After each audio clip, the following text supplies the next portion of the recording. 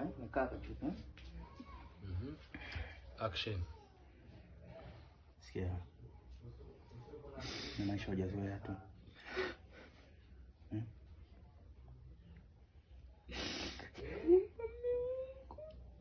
Mume wako nini bwana?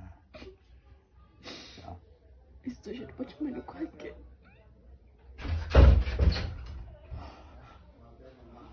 Bwana jirani.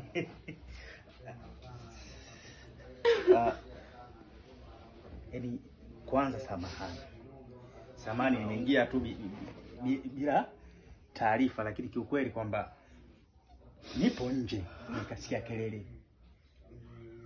Kuna kelele za nini? Na ingia ndani namkuta mkeo, yani sikufichi. Yani mkeo alipata matatizo makubwa sana. Kwanza inapaswa unipe hongera. Kwani mume wangu.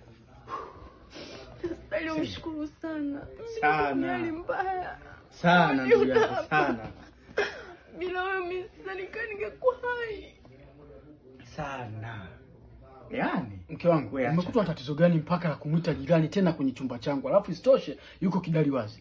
Yaani kwa kweli ilikuwa kama mapepo si mapepo. Kwa sababu namkuta mtu anafaka tu nikaona siwezi kuacha mtu anakufa ili hali mimi mwenyewe nashuhudia.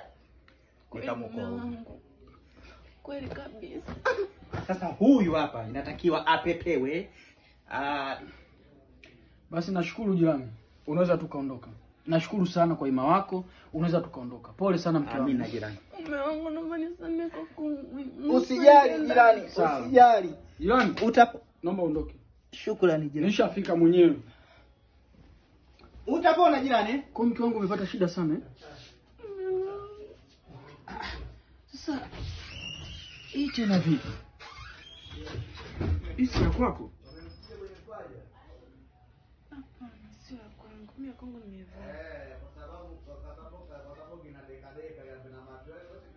Kweli mume wangu. Ya kwangu mimi nimevaa. Sio yangu. Sawa.